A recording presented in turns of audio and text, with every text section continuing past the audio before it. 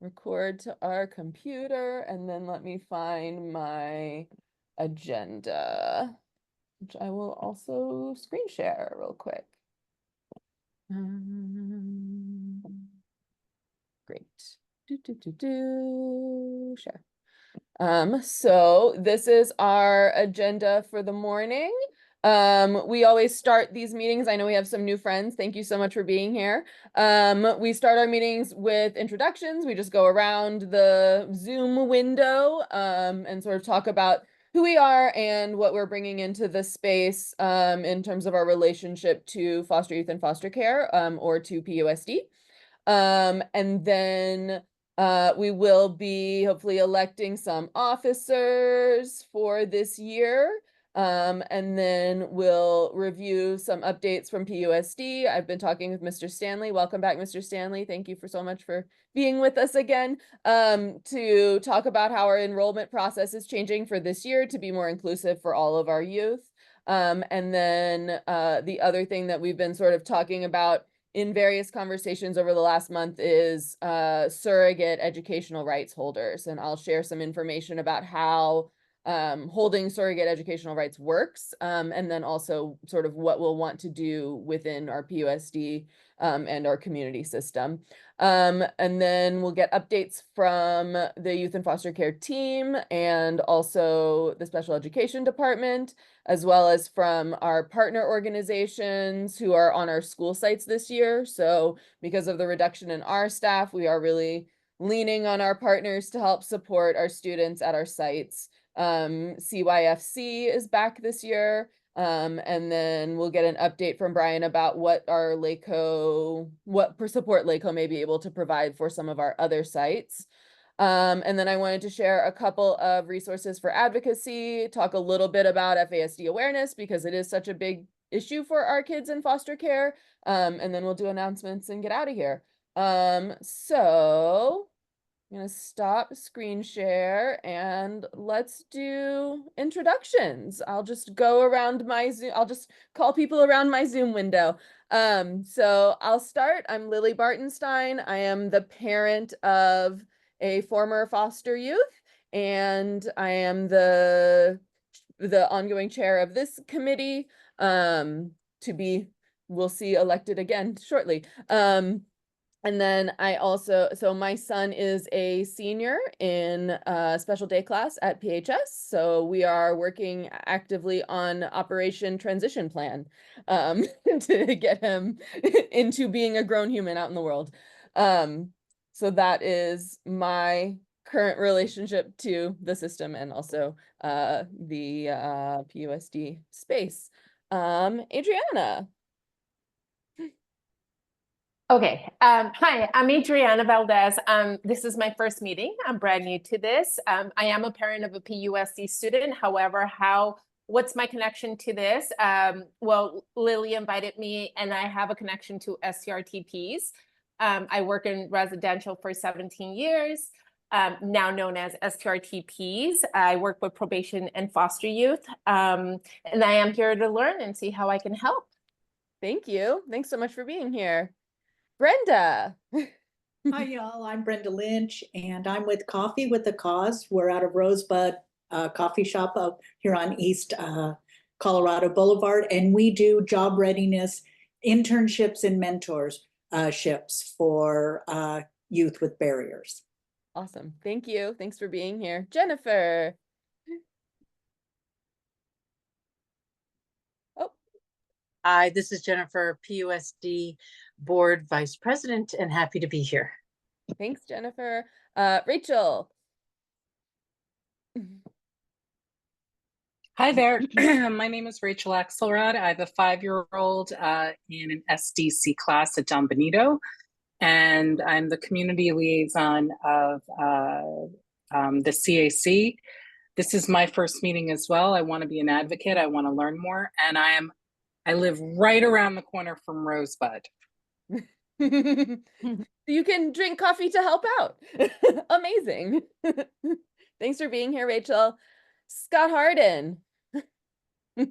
Holy smokes. Okay. Hi, everyone. I'm Scott Harden. Let's see. I'm a PUSD parent, communications director for PTA Council of POSD, and I'm a member of the Local Control Accountability Plan Parent Advisory Committee. Say that 5 times fast. Mhm. Happy to be here and support and listen and learn, and thanks for having me. Thank you, Scott. Jeff Albert. Hi, everybody. Jeff Albert with Collaborate Pasadena, looking at bringing more community partnerships into the conversation around youth and foster care and seeing how we can garner community support. Thank you. Ruth Ann. Hi, good morning, everybody. I'm Ruth Ann All, retiree from PUSD, 20 years, instructional aide for 10 years, SDCs, and then last 10 years, SLIPA in speech, volunteer and advocate, and just developmentally disabled children are part of my heart, and happy to be on this Thank you. in this group. Awesome. Jasmine.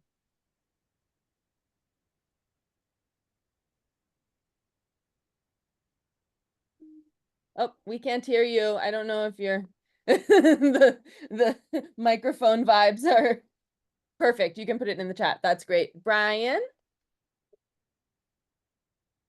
Hi there, I'm Brian Stanley. I oversee the Child Welfare and Attendance Department, as well as Youth and Foster Care in the Pasadena Unified School District. Thank you. Cynthia. Hey everyone, I'm Cynthia with College Access Plan. I'm the program manager for partnerships and college champions. Happy to be here and good to see you all. Thank you. Natasha.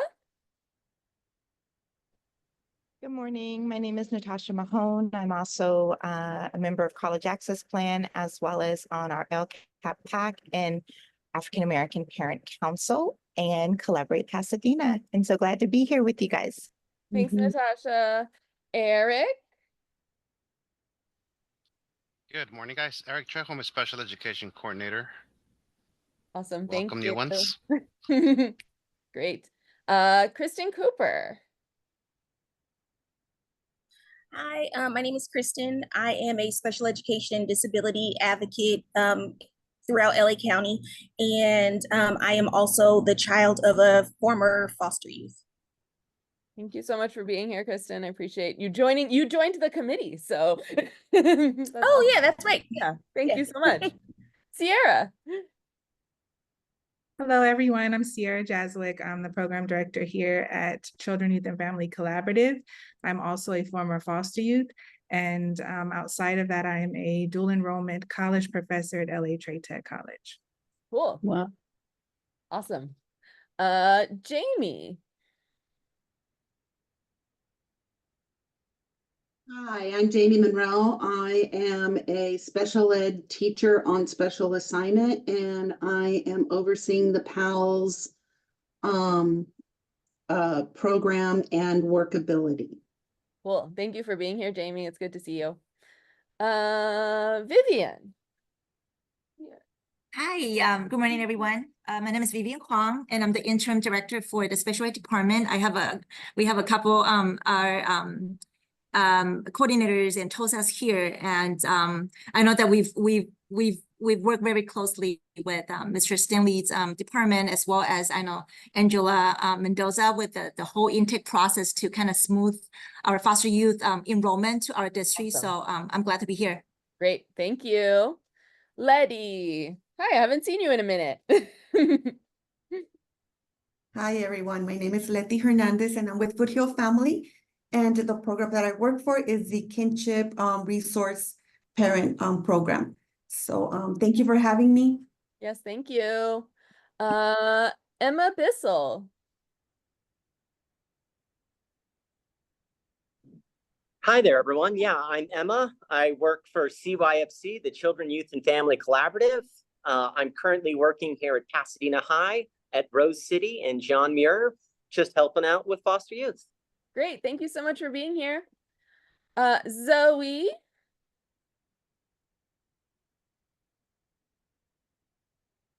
Sorry, having a hard time finding my mute button. Good afternoon, or good morning. It's still morning. Good morning. I mean, it all blends together. Good morning. My name is Zoe. I am a community health educator at Planned Parenthood Pasadena and San Gabriel Valley. I work primarily with foster youth, so that's why I've been joining the meetings. Awesome. Thank you so much. Francesca?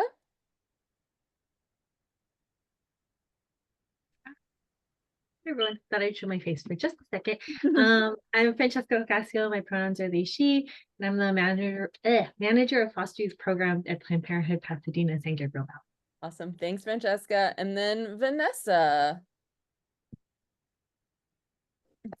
Vanessa Perez, 5 Acres, STRTP. I am their educational advocate. Cool.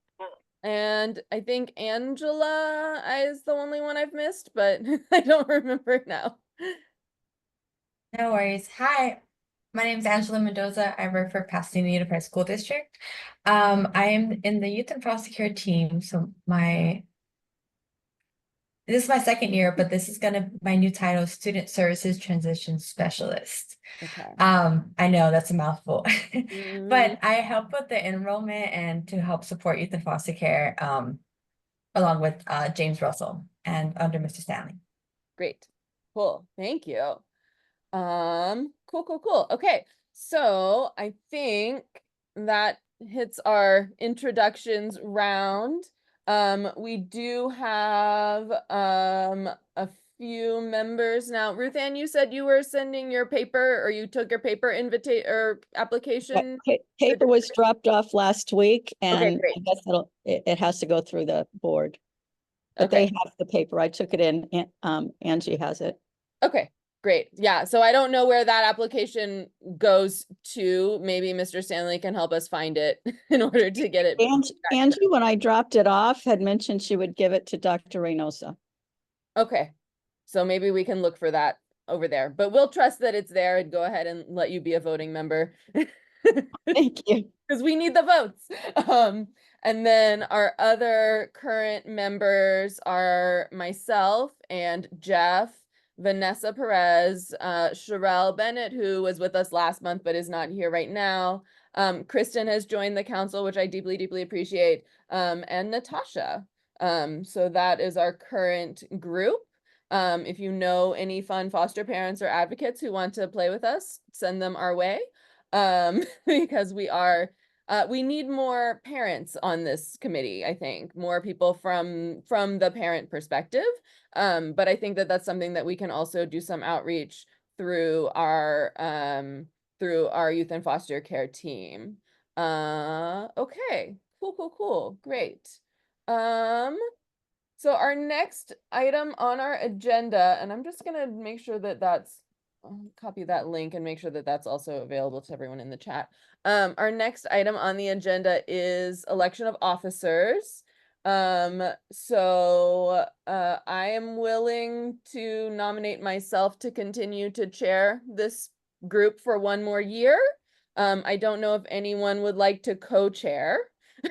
So that would be very helpful, obviously, to us. And then we also have secretary and parliamentarian as our additional potential officers. I will remind us that for the last year, it has just been me. So it would be amazing to have some support.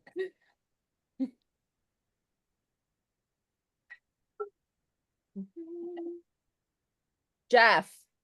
I will volunteer to try not to be the most inept secretary possible, but if we have recordings, and I can go back and refer to that because I am a horrible note taker, but I am a stickler for minutes. So that would be amazing, yeah, because we have not had them. So it would be awesome for us to I can do better than have nothing. some minutes.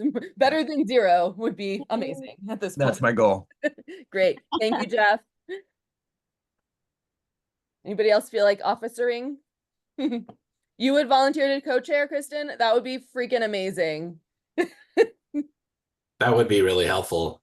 Lily's doing a few things this year. I have a few things. Just a few. So that would be awesome. I don't know if anyone wants to be a parliamentarian and try and keep me on schedule.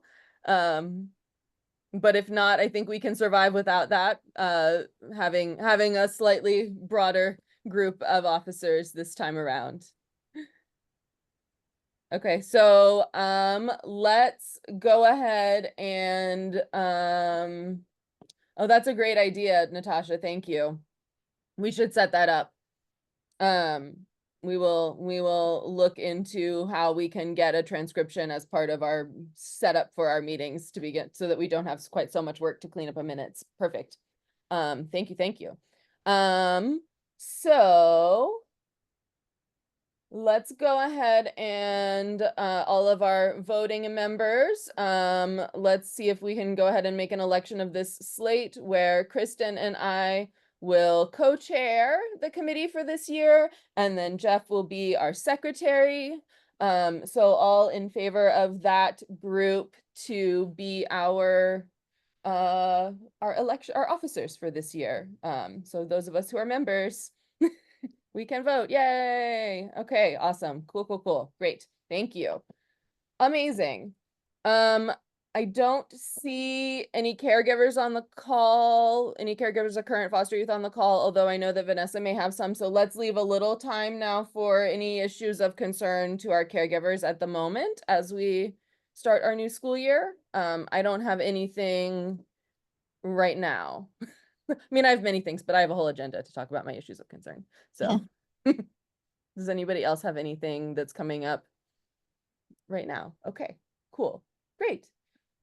So in that case, we are now back on time. So let's move to our updates from PUSD. I don't know if Brian or Angela wants to talk about our enrollment process update for this school year.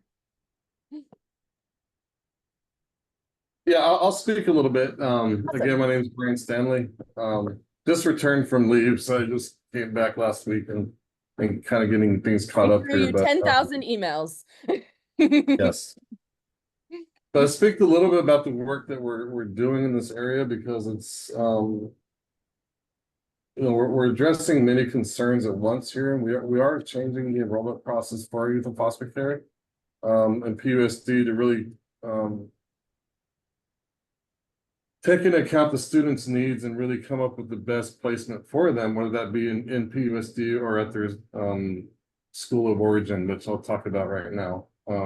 Because students have a right to attend their school of origin. And that has different meanings. So school of origin may be that it's their school of residence in the district that they're in. School of origin may mean that it's a previous school that they attended that they wish to stay in. Or it's any school that the student attended that they feel connected to. So our youth in foster care have a right to attend a school of origin, and that could be any of those schools that I just mentioned. Okay, so and I think didn't the law just change to also allow a non-public school to be identified as a school of origin? That's correct. Yeah. Yes. So I'll have to say that any of those. Just because a student moves into the Pasadena area doesn't necessarily mean that they are required to attend a school in PUSD. Okay, so that's one of the areas that we want to address. The other is the law states that we're required to enroll youth in foster care immediately in school, which has proven difficult over the years, that especially students who have non-public school placement or non-public school in their individual education plans has been posing a challenge. So over the years that we've noticed that students have been waiting to be placed in school for too long, to be honest. So that's another area that we are working with Alliance for Children's Rights to address and come up with a plan to really foster a much more expedient enrollment process for students. And lastly, we're looking at school stability. Our youth in foster care move a lot, some of them have been in, I can tell you as a continuation high school principal, I would get students that have been in 7, 8, 9 different high schools. And we know that each school move, we lose about 4 months of educational attainment. Yes. So it's a brutal cycle when you're losing that much every time you move. Right. So we're looking at, ensuring the best we can to improve school stability for our students as well. And lastly, there's over the years in PUSD, there has been a different enrollment process for students who reside in STRPs, as opposed to students who are enrolling with, let's say, with caregivers, right? So there has been a triage process in the past where students, kind of go through this triage process where there's the ed rights holder, different social workers, different agencies. At present at this meeting where placement is determined for that student. But that wasn't the same for our youth in foster care. So to me, that was an inequity, because every youth in foster care coming in should have access to the same kind of placement decisions that are being made. At least that's been the feeling of this team. So kind of taking all that into account, we kind of working with the special education department, the Office of Enrollment, youth and foster care team, really trying to come up with a process that's the same for everybody, that takes into account all the things that I've just said. So we're not quite to a place where we're implementing this fully. We're still doing some background work in this, but really what that looks like is when a student comes to Pasadena, let's say the doors of a PUSD school here, we want to have that process the same for all kids. And in the short term, that would mean that that's school, because honestly, a placement change should not happen without ed rights holder approval, right? So just because students coming in from another district does not necessarily mean that we have to enroll them here in PUSD right away. They stay at their school of residence until we go through the proper process to enroll that student in PUSD, and that includes the approval of another ed rights holder. So what's important for us is that we have what's called a best interest determination meeting for every kid, where that decision is made. Now, in that best interest determination meeting, we're gathering paperwork, we're contacting ed rights holder, we're contacting social workers and so forth.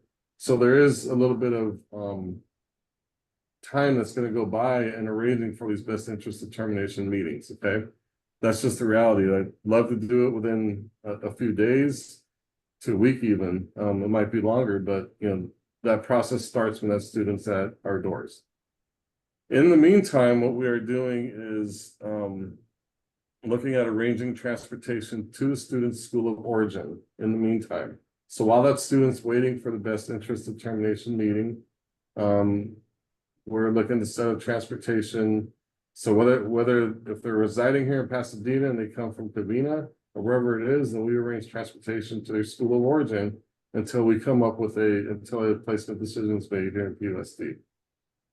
Which is not what has been happening on a broad scale here up till now. So the truth is that, and what we're trying to work out right now is that transportation cost, that interim transportation cost, PUSD is not on the hook for all that cost. Okay, for example, we had students that left PUSD or Pasadena, moved to Long Beach, but still wanted to continue here in Pasadena. We picked up that cost. Long Beach did not transport that student to Pasadena. Pasadena picked up that cost. Okay, Right. because the student does have a right for school of Because that's origin. our student, right? Yes. Yes. In the But same if they're not sense, our the student students- yet, their district should be. Right. So in the same sense, Collaboration with DCFS. DCFS also pitches in to a greater or Right. lesser extent on that problem. Yeah. So in the same sense, when a student's coming to us, it's not PUSD that should be picking up that cost to transport that student to their school of Mhm. origin. That's on the former district. So that's the part that we're working with DCFS on right now, and making sure that we have a clean process for setting up transportation.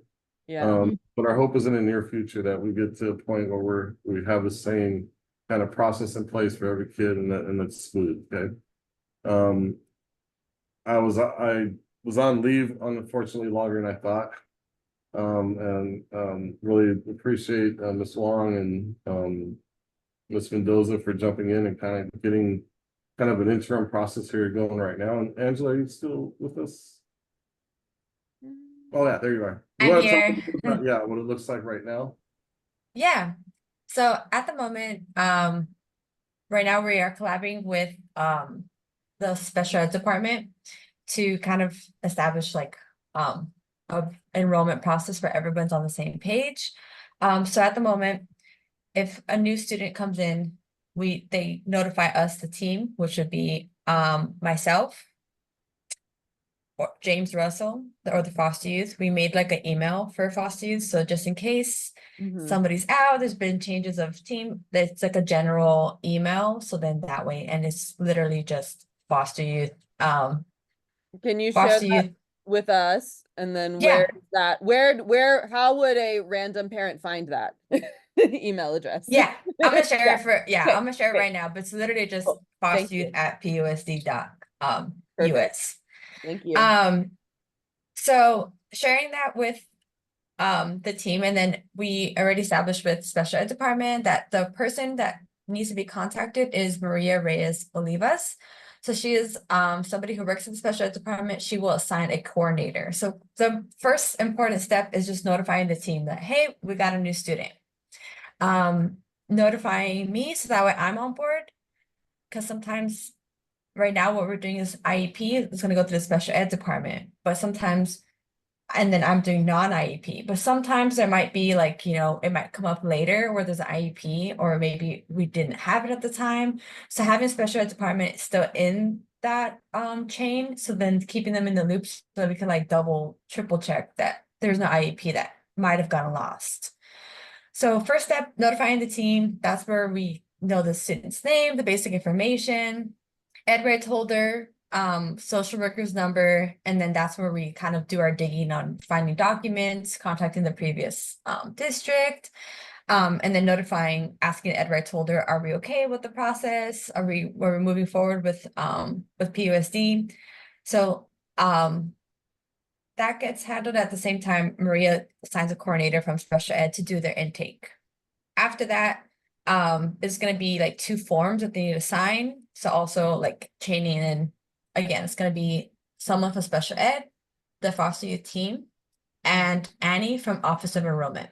Having all 3 of us in that same kind of chain will all keep the communication, so that way we know when the student, and kind of gets the ball rolling to let Office of Enrollment know, hey, the student's coming, be ready. So as soon as we establish where is the best setting for them, we could already enroll, notify the school, and then kind of get them started. Okay. So there's 2 forms that need to get signed. Special ed does the intake. Once we have that, then we all are looped in to know when the student's going to start, and where. So that's a process at the moment. I know it's kind of a lot. I'm going to share everyone's link, everyone's emails, so that way we all kind of have the emails and know who to contact. And then that'll be the first point, and we can share the forms from there. Great. Okay. Thank you, Angela. Yeah, of course. I know Felicia has a question.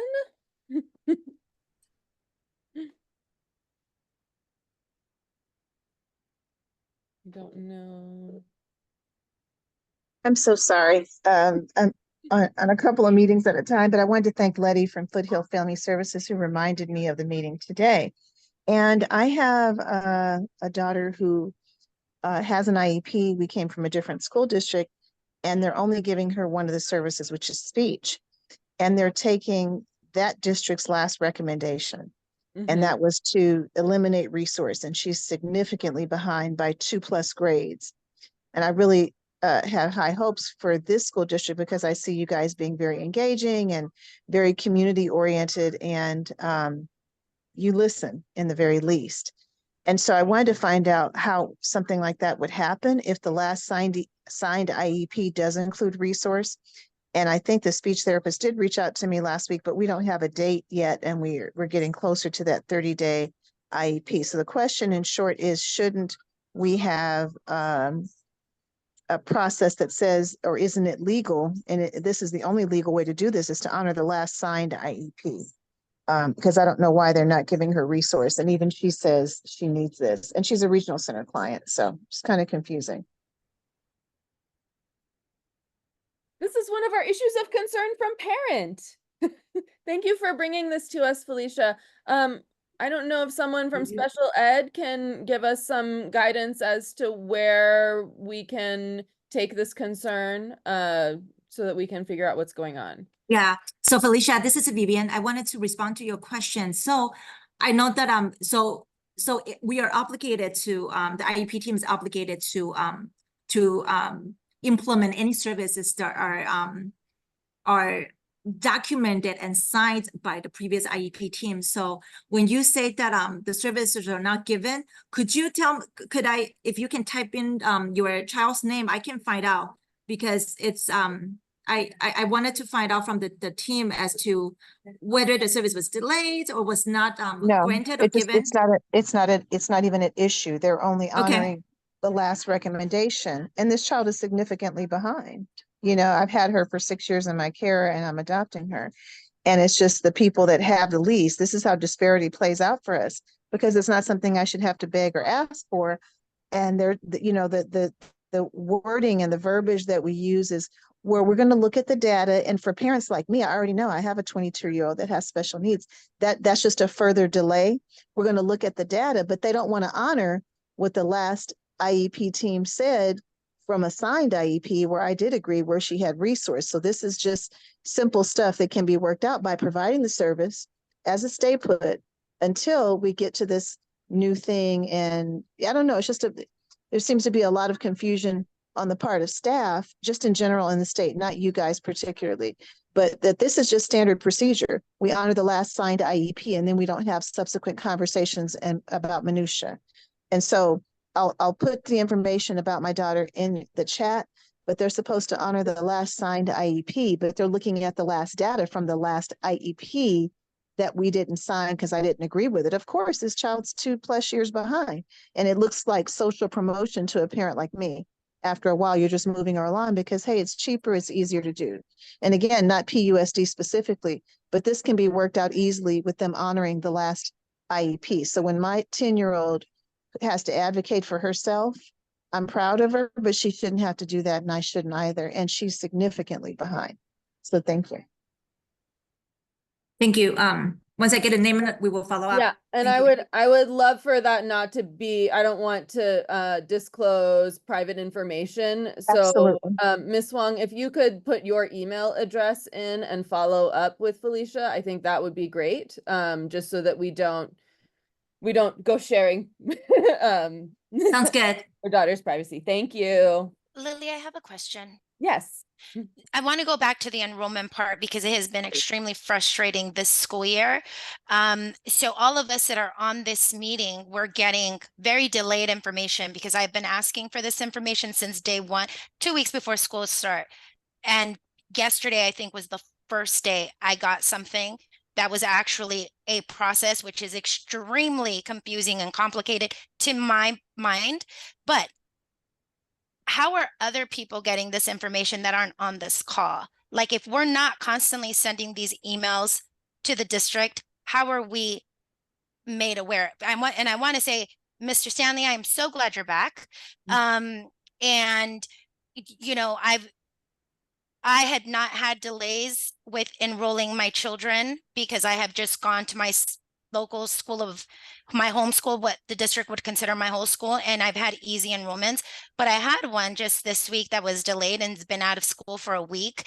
And although I was at the school today, it was like, oh, well, bring her back tomorrow. I feel like the district can be very like, bring her back because this isn't ready, which we're on a timeline and this child is, you know, missing yet another day of school. So how is everybody else getting this information, and how are we streamlining this to make this as simple and not as complicated? Because I feel like what Miss Mendoza just reported was a lot. And I also would add that most of our caregivers are going to be, in addition to working on this process, they're also trying to set up all of the other services for a new child in their care and having full-time jobs doing life. So I do think that if we have if this fosteryouth@pusd.us email address is our place that we send that starts this process, and we can post that available on the website, that could help, just so that there are less sort of steps for someone who's not familiar with the system. Because the Yeah, other, no, and absolutely, Yeah. That is actually the first step, is that foster youth email, which we'll blast that out. And we're training registrars right now and making sure that when those students come to the doors, that we're being so we're notified. identifying who those Yeah. kids are. Okay, But great. second, I think that the other frustrating part is that, the triage process did end. As the year closed out, which, was not in any of our control, but that was just kind of what happened. So, I apologize that you experienced that frustration, but so you know that I'll do everything in my power to make sure that, kids are being enrolled right away.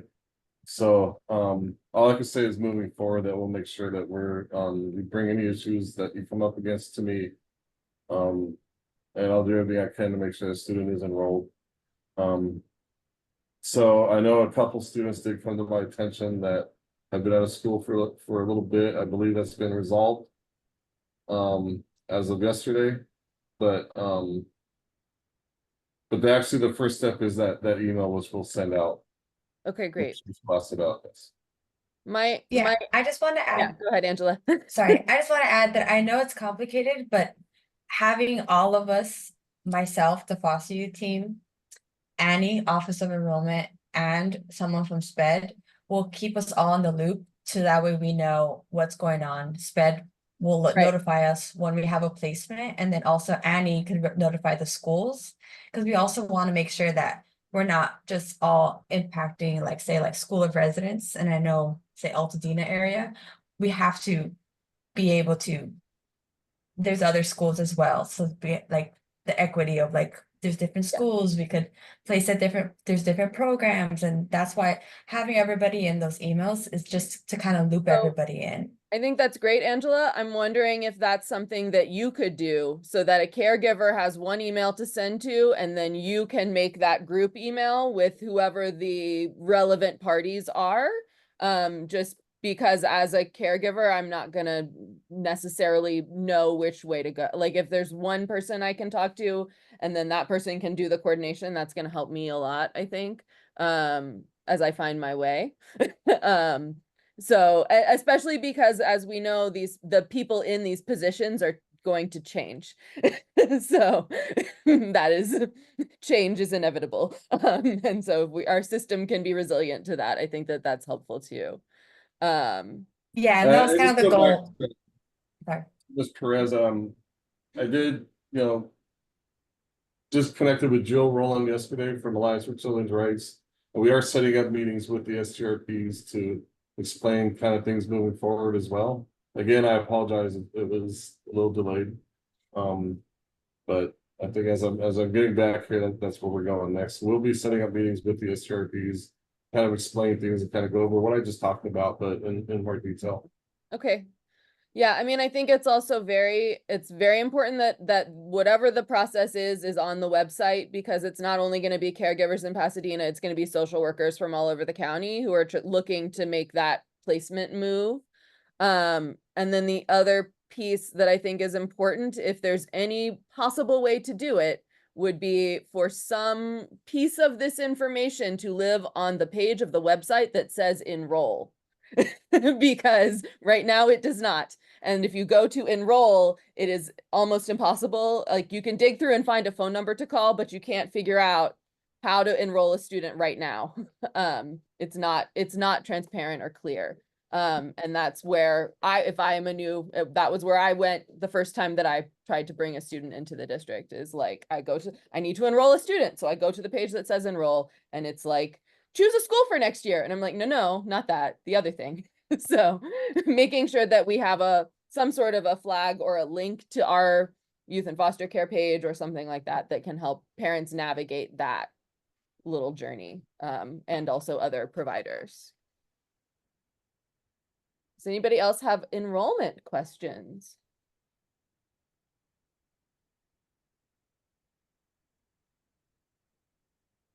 Cool.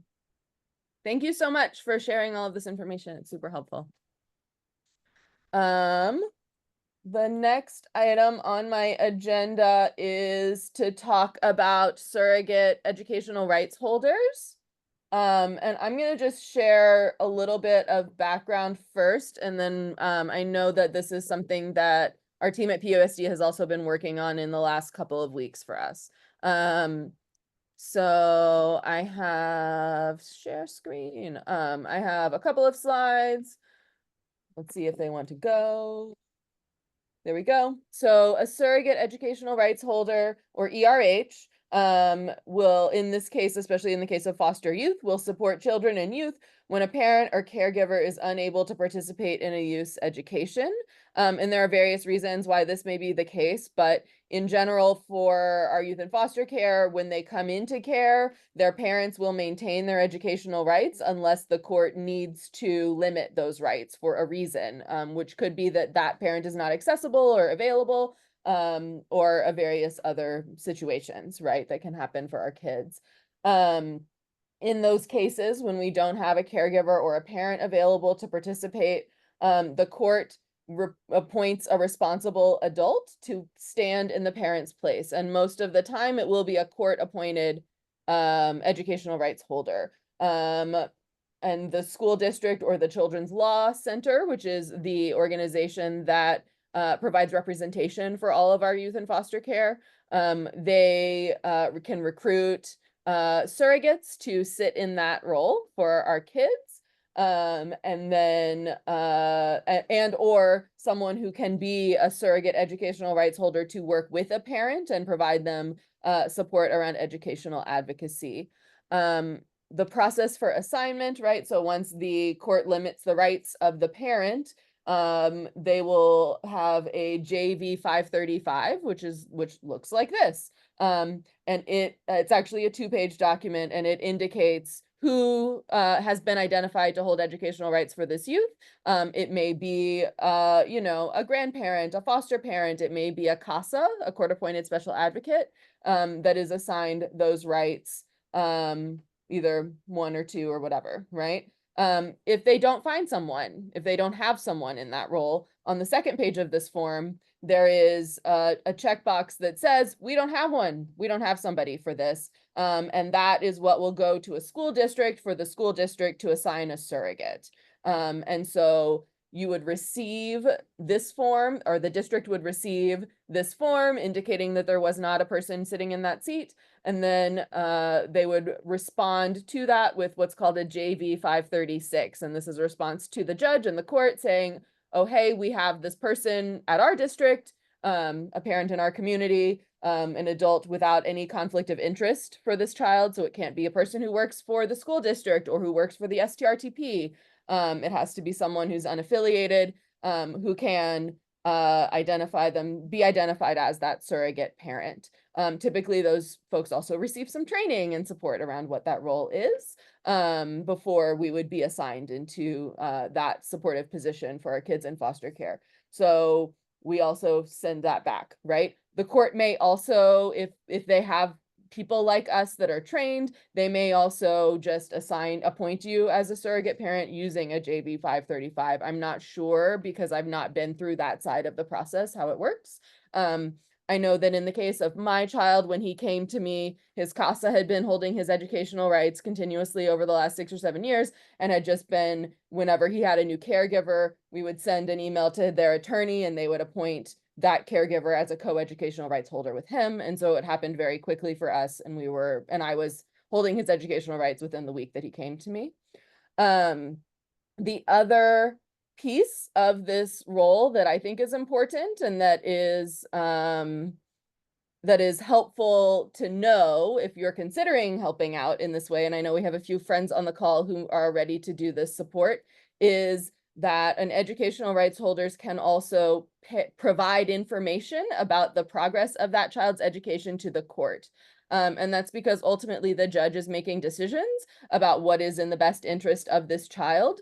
And so we, as educational rights holders and in collaboration with the child's team, can provide that information to the court so that if the judge needs to make decisions or to push, most often it's to push DCFS to do their job, then they have the information here in this form as documentation of how things are going and what potential needs might need to be addressed. The other things that this can do, right, is provide information to the child's attorney, and they can provide advocacy support. The Children's Law Center also has an educational advocacy team that can provide advocacy support as well. So I think that's all of my educational rights holder tabs.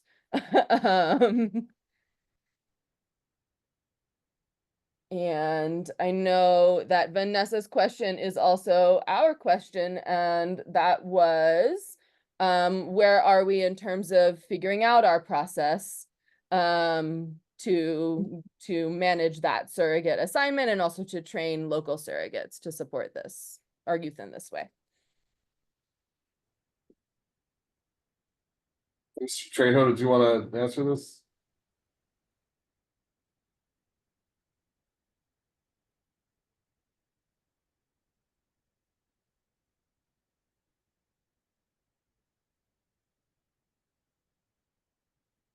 I'm not hearing you.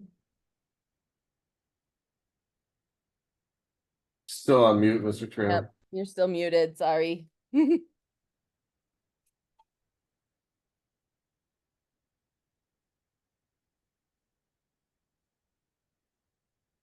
Let me click the unmute button and see if it'll pop up on your screen. Oh, you have to bail on the headset?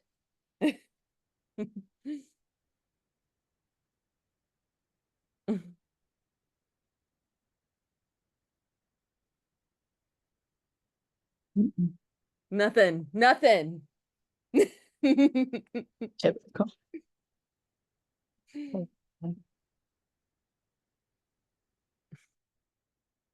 The charades version of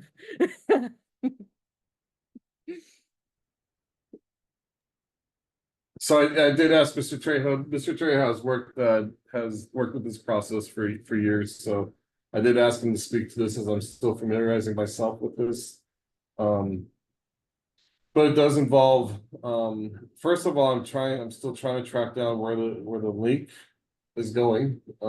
there's a But there's a dead / mystery previous Yes.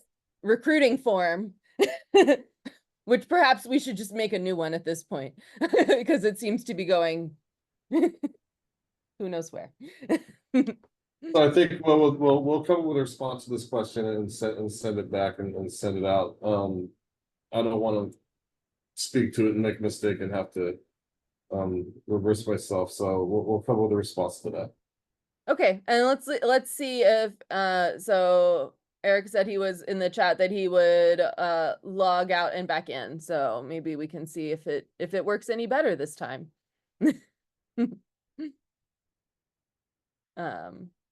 Judy, did you have a question while we are waiting for that response?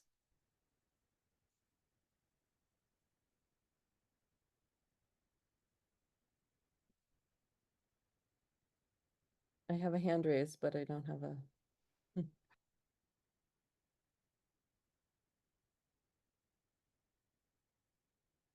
Oh, Judy's connecting to audio now. Okay, interesting.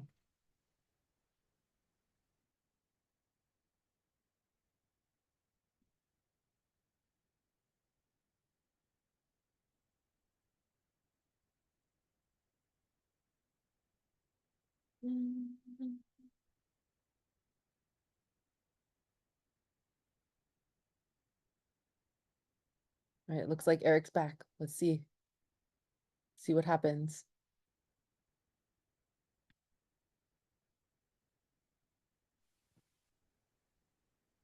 No, we can't hear Am you. I there now? Oh, try again. Am I on now? Oh, Judy's on now, but I don't think Eric is. Okay, I'm having huge sound problems. I called in on the phone because I couldn't make my sound work. And part of that is my ignorance as far as my computer goes. Okay. I just wanted to mention that the surrogate issue is a decades-long problem where the district has not now? had Can you hear me now? Yes, we can hear you, Eric. Go Can ahead. you guys? Judy. Oh, but I Sorry, can't Eric. hear you. Oh no. So it's weird. Can you click, are you on the phone? No, Eric is on Zoom. Check my setting. Anyway, I might suggest that you look at other districts for their surrogate forms. Do not reinvent the wheel. LA Unified must have a surrogate form on their website someplace. Don't make this a big deal. Okay, thank you, Judy. Thank you. So I think I can hear you now. Yes, we can All hear right, you, can you guys, Eric. all right, perfect. So the question was about the surrogate parents, correct? Yes. So there was a time where I used to do the training for our possible surrogate parents. I have the presentation. The only concern was that there was really no one available. We I have reached out 6 to the people. community. I have 6 people, Eric, right now. Bring him in. I think Yeah. one of the things I have to make sure, I have to just double check, but they can be a POSD parent. They cannot be a PUSD parent? They cannot, I Why? believe so.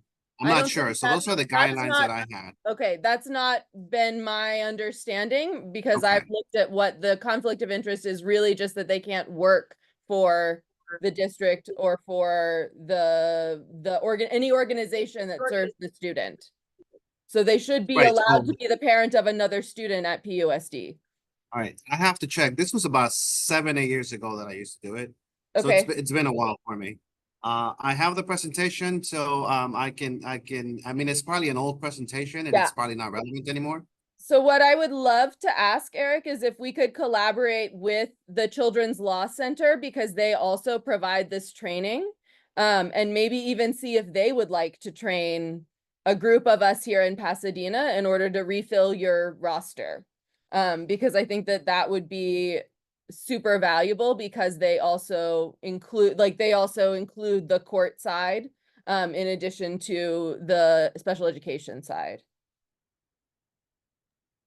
Can I just ask, Eric, what is the process? I know you mentioned training, but what exactly is the process? And so my understanding was back when I did it was they had to go through a training. If they were to have meetings in person, they had to go through the regular volunteer process, which is your TB test and your fingerprints. That was really the only 2 things that were holding them back. Okay.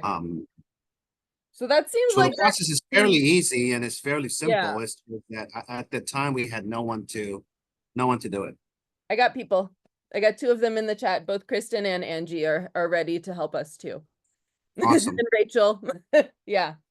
So I reached out in the last CAC meeting and have some support from them. So I think that we're in a good position now to set up a training for a group of us.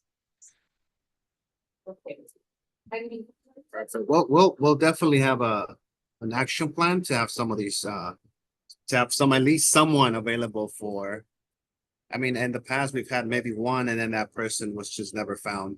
Yep. So if you have someone that's available now, that's We do. And I think the other piece that I know has been more recently utilized has been a partnership with the organization Simply Friends, and that's Paul Freezy. Because their organization also does support identifying and assigning it, they also support educational rights. And then the last line should be that we also can reach out if you have a student who is in need of an educational rights holder and we don't have anyone on our roster, you can reach out to the Children's Law Center because they also keep a roster of volunteers who serve kids in this way. So we can build a little bit more depth in our strategy, I think pretty efficiently. Awesome. Rachel, did you have a question to add?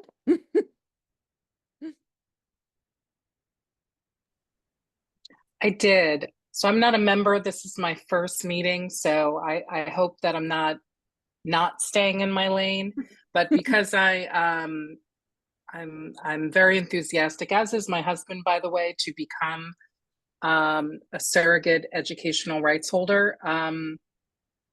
Mr. Trejo, are you able to give any sort of approximation of a timeline as to when we can get this going and get started? I have to imagine the kids need us as soon as possible.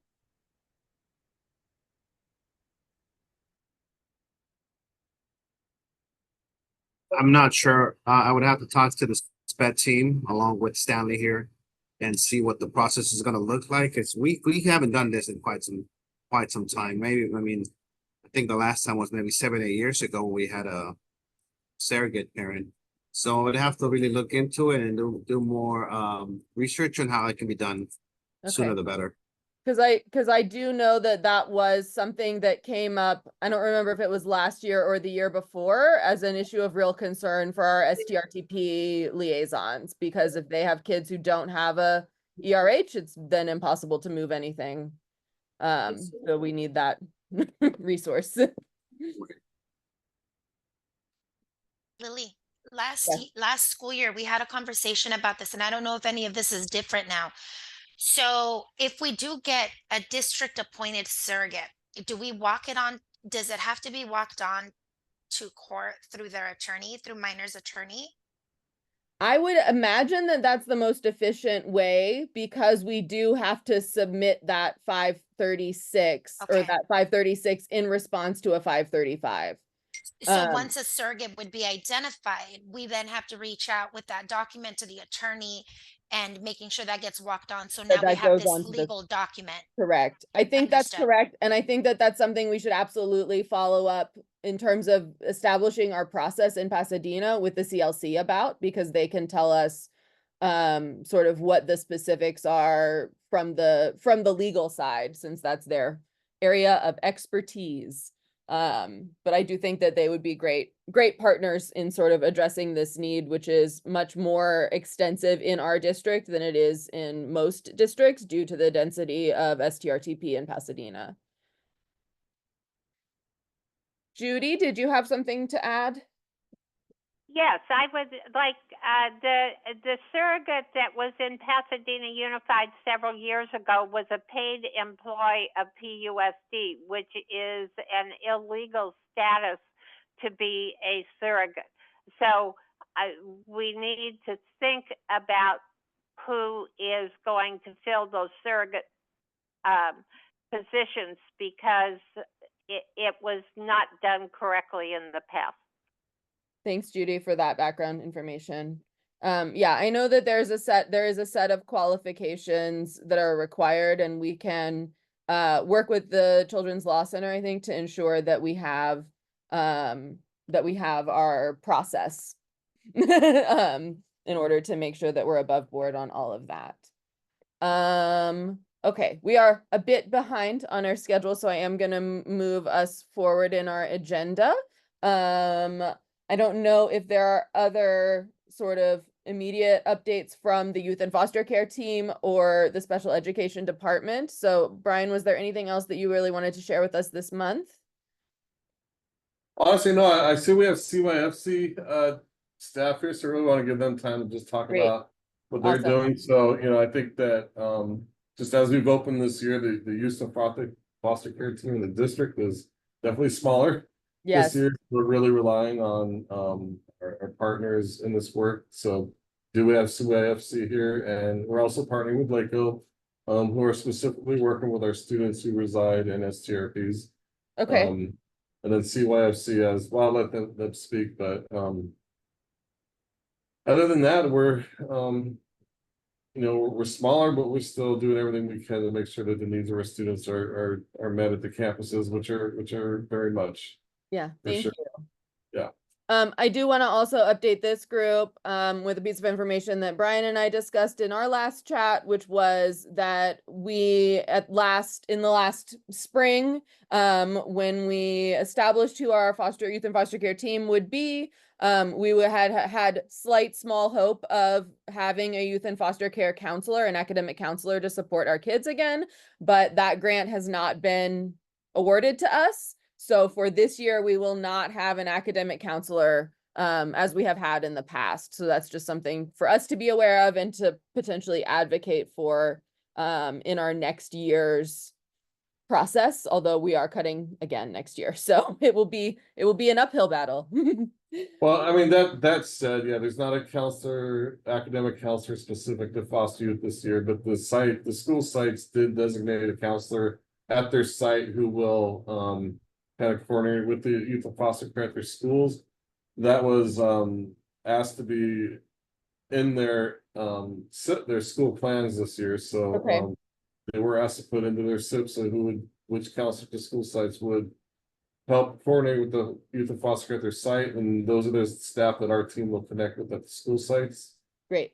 We do have a counselor being paid extra hours to help with the grad checks for the AB 216 and those reduced diplomas. So we are finding ways to keep services the best we can, but in different ways. Cool. Thank you. Were there any updates from special education?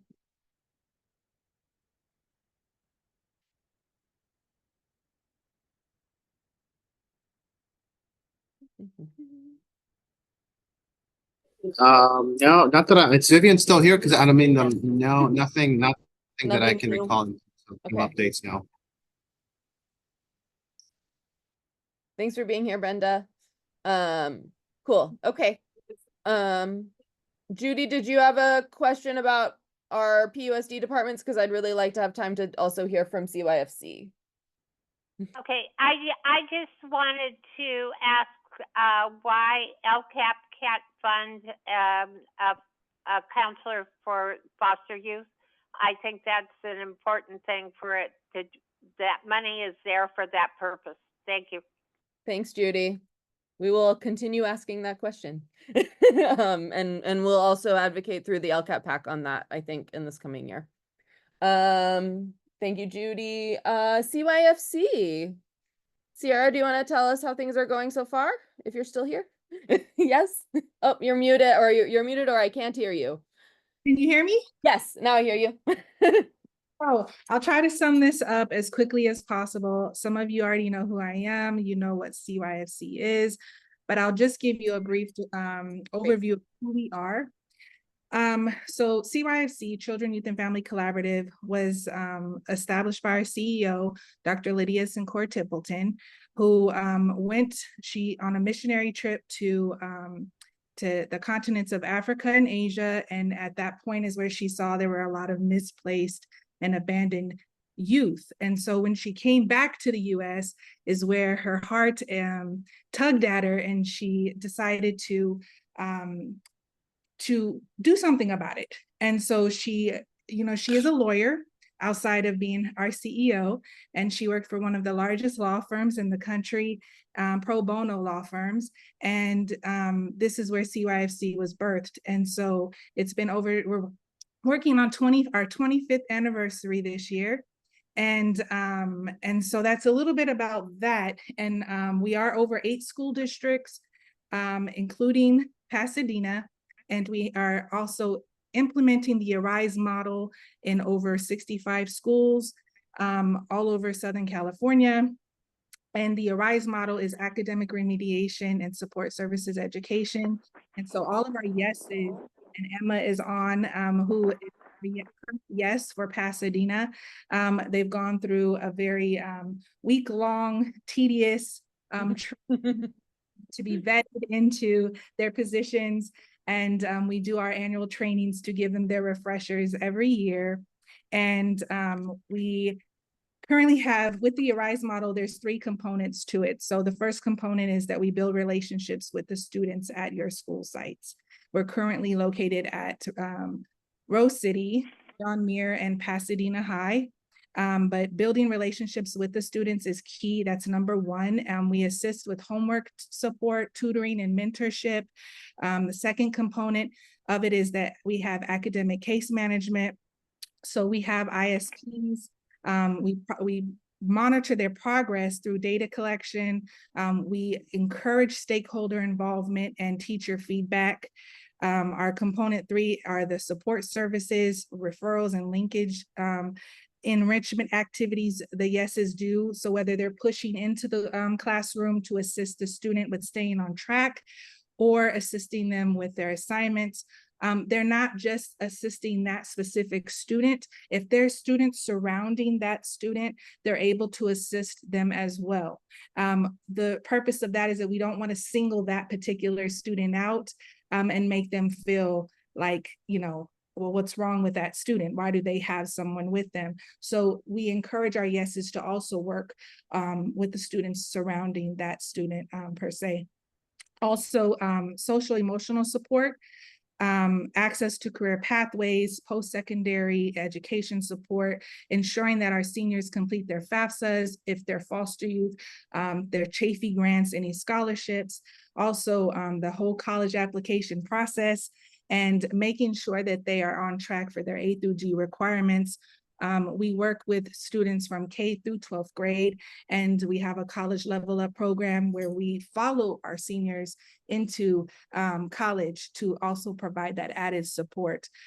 So Emma is here on the call, and currently Emma it will be serving a total of 35 students on her caseload. And that will consist of 35 total between John Muir, Pasadena, and Rose City. And so those students consist of foster youth, which is our LCAP students, and KinGap. And then we also just recently got the funding opened up for LLRP students, the at-risk students who are kind of struggling in a certain subject per se, or they're falling behind on their credits. So that's good news. That's one of the current updates. So Emma will be working with some LLRP students as well, but not to exceed the 35 students. So should we end up getting a larger recruitment, of course, we will consider having a secondary person on board for you guys. So we encourage each of you to send the students our direction, recruit, because we have a high graduation rate, and we really just want to be there for these students and to get them on the right track. So that's kind of us in a nutshell. Emma, do you have anything you would like to say? We can't hear you. I think you're muted. We're having sound problems all day. On lunch break. So Yep. I No, we're still not hearing you. What about now? There you are. Yes. Hi. Okay, sorry about that. I'm getting communication from multiple ways on my phone here. I'm at Rose City, I'm at Pasadena, I'm at John Muir. So anybody who needs help there, please reach out to me. I'd love to work with the students. It's my job, it's my passion. So I'm just really excited to be here. That's all. Thank you. Thank you. Yeah. Brian and Angela, can that be a thing that we also, that their information also goes on our youth and foster care web pages whenever we update them, so that that's something that we can find through the district website too? Absolutely, and that's in the process now. Awesome, thank you. I did want to, so I in those three schools, I just want to mention those are identified based on the numbers. The density of students. Yeah. Yes. The numbers have shifted a little bit, and these are the schools that have the most enrollment right now. Cool. I don't know. I know there's a meeting in August that I missed. I don't know if everyone had the opportunity to meet Angela Mendoza. Yes. Did she introduce herself last time? Yes. Okay. All right. Great. Okay. Thank you. Yep. Angela Mendoza, one more time. It's Angela. We can call her. We can email her. Great. Awesome. I think that brings us to, I just wanted to share 2 resources with this group, and they're linked on the agenda, but I'm going to drop them in the chat as well. So there is a new edition for hot off the presses, a 2024 edition of the Alliance for Children's Rights Foster Youth Education Toolkit, and it's actually more expansive than their previous edition. So it includes all of our systems impacted youth, because when you look at sort of the category of who is foster youth, it's anyone whose life is supervised by the juvenile court, which includes our juvenile justice involved youth as well. And so that's a fantastic resource. And then the other one that I had wanted to throw out there is the most recent update is 2023, and that's that second link, and that is the foster youth education law fact sheets. So that provides detailed information about the impacts of the law on all of the different sort of categories of educational rights that have been legislated in California, and it has more detail sort of about process and ed code and references to all of that stuff.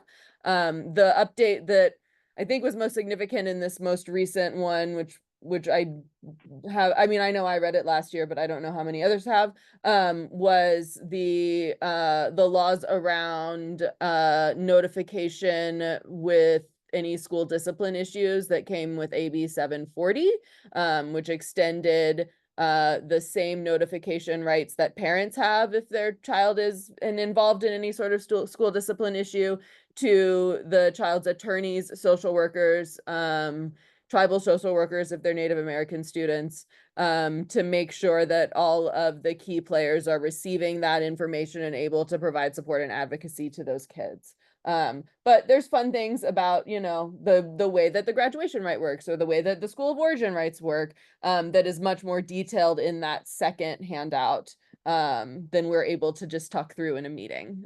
So those are two resources that I had wanted to share.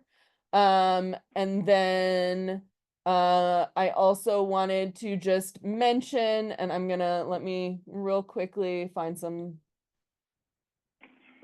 slides. Presenter view, even better. I wanted to provide a little bit of information about fetal alcohol spectrum disorders because yesterday was FASD Awareness Day, and this is September, which is FASD Awareness Month. So FASD is fetal alcohol spectrum disorders.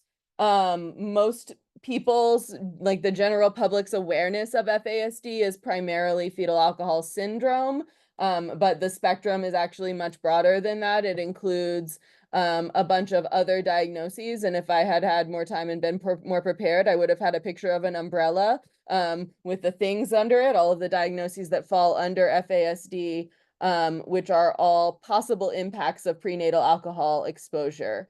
The difference between FAS, which is what most people know about, and FASD, the broader category, is FAS is easier to identify because there are physical features that can be screened for.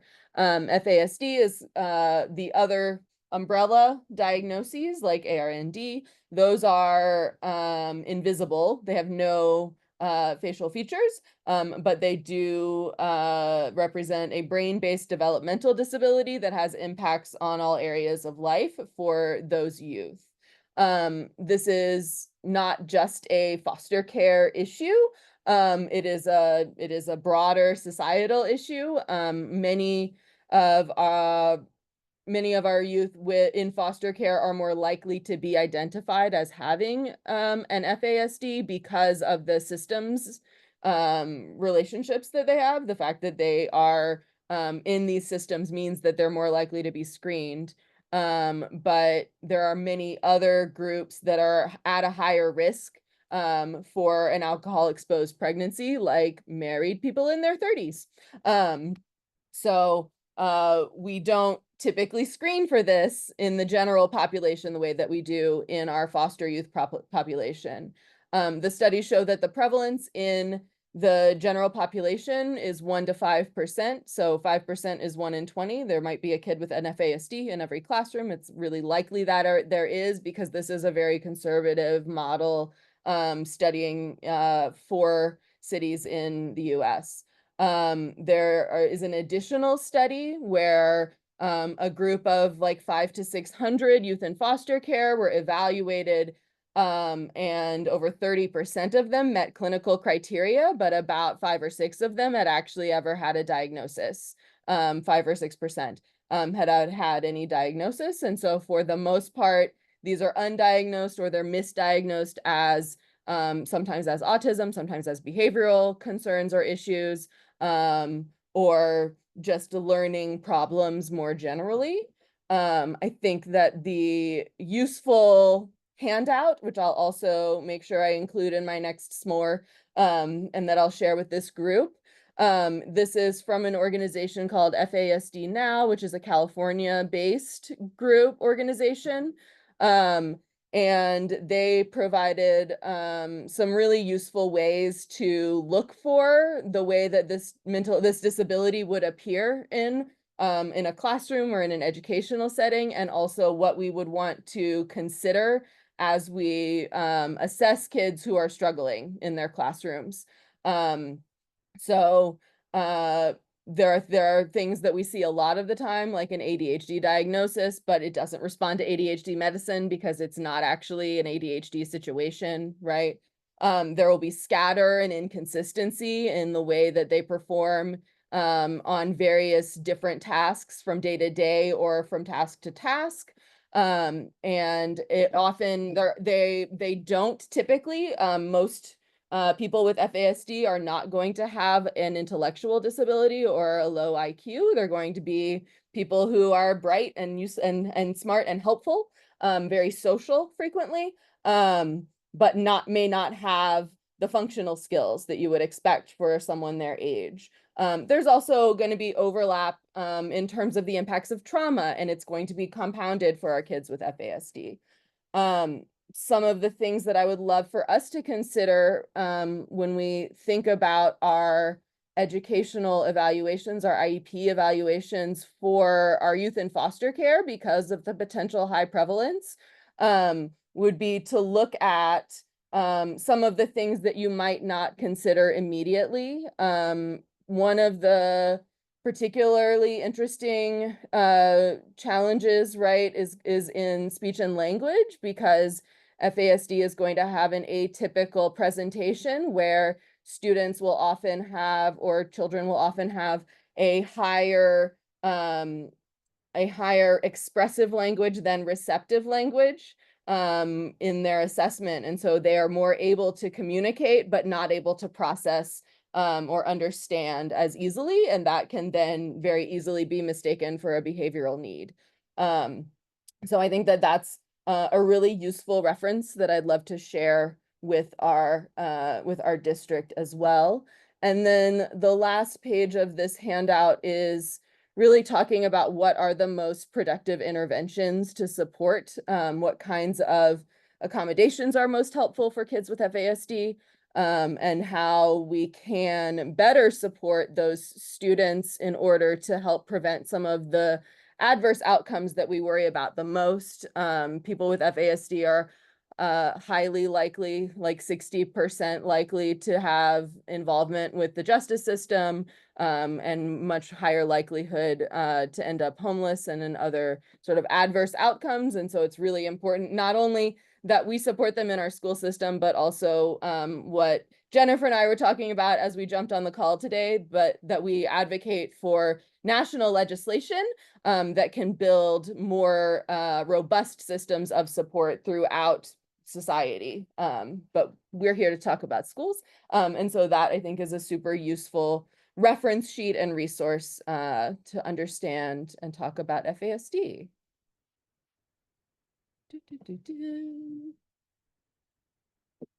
Okay. I will catch up on all of the chats. Great, thank you. I don't know if anyone, let me see where I am on the agenda, because now we are at 8 minutes left. Announcements, our favorite part. Okay, great. I will go ahead and drop that fact sheet into the chat if anyone has announcements. Francesca, go ahead. Yeah, I announce this almost every time, but we have a series. Okay, we have new people. Oh, that's true. We have an upcoming virtual sex ed series that my colleague Zoe, who's also on the call, teaches. It's at the end of October. I'll put the link in the chat where folks can find it. So it's for youth in foster care looking to complete their SB 89 requirements. So if they missed sex ed that they're required to have in middle school and once in high school, then this is an alternative. We also provide professional development for organizations who work with youth in foster care, like STRTPs, things like that, where we talk about youth's rights and then how to support young people who are looking to educate themselves or seeking services for sexual health. So if anyone is interested, feel free to reach out to me. I'll put my email in the chat. Great, thank you. And I can share this also in my resources that I drop on the s'more. Great. Looks like Cynthia has dropped a bunch of great CAP programs, so thank you for those. Who else has an announcement? When is our next CAC meeting?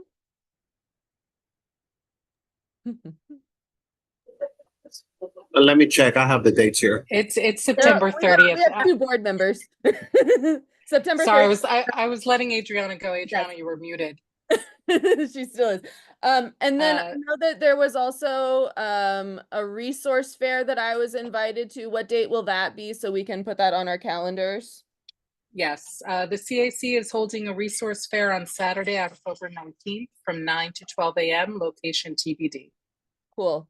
And if any of our community partners are interested in that, should they reach out to Family Engagement or? Yes, Family Engagement. Jasmine Harris was on the call. I don't know if she still is, but her name is still there. Okay, Jasmine and Nancy are a big help in getting that going. Do the coordination. Yep. I think her camera's coming on. Heyo. Great. So Jasmine, can you just drop your email in the chat for us? Because that was a great event that the CAC sponsored in the spring. So we'll be doing again. It sounds like it's going to be a Halloween themed kind of party. So that should be super fun. Great.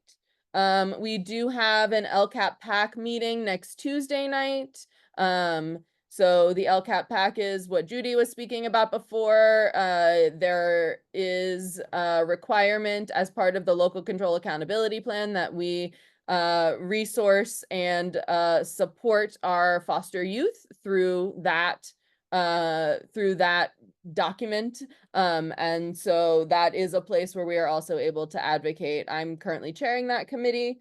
And we'll be working over the course of the year to support all of our highest needs students, but among them, providing some recommendations around our foster youth.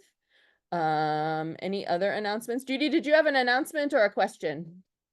An announcement. Did you Yay. mention that FASD is now a handicapping condition for the state of California? So in California, as of what was it, a year and a half ago, it is and this is SB 1016, I believe, if I'm remembering bills correctly off the top of my head.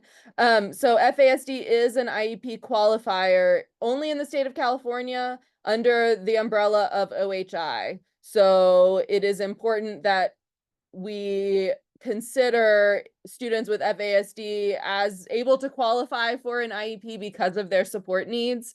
Oftentimes, those kids and families have a really hard time getting an IEP sometimes, or getting the right or appropriate supports. Right now, FASD does not automatically qualify you for regional center supports, even though it is also a developmental disability. And so there's continuing advocacy in California on that front as well. Because that early intervention and then additional lifelong support is really necessary because of the way that it impacts the brain. So we are working on that as well. And we're also working on the legislation I was talking about with Jennifer at the beginning, which is the FASD Respect Act, which is national legislation to allocate resources and investment for research. You know, we would desperately love to have a biological marker because it's very difficult to screen and identify and get a diagnosis right now. In order to receive a diagnosis, you have to have confirmation of prenatal alcohol exposure. So a mom has to admit that they drank while they were pregnant. And when you're in a situation where there are consequences like foster care, you don't want the stigma is just incredible. And it makes it very challenging for us to get an actual diagnosis for a lot of our kids for a variety of reasons. So I think it's really valuable. Rachel, it may be worthwhile thinking about having a speaker for FASD at the CAC. We have done it before from the Los Angeles FASD organization. So just kind of put that in your thinking cap and maybe on the list. Thanks, Judy. Just really quick, I dropped Yes, it in. I Angela. hope everybody saw it. But there's a resource fair that PUSD's. I saw the flyer like 20 minutes before this meeting. Okay. Just the places you go. I dropped it in. I hope everybody could see it. But there's an English and a Spanish. It's a college fair that PUSD's great. at next month, the 21st, from 4 to 7 p.m. at Okay. the Civic Center. Great. Thank you for that. And I'll add all of the things to the s'more that I send out after the meeting. Fantastic. Do we have in our last 1 minute any public comment? Because I mean, we mostly let everybody pitch in and and comment throughout the meeting, but that is our designated public comment moment.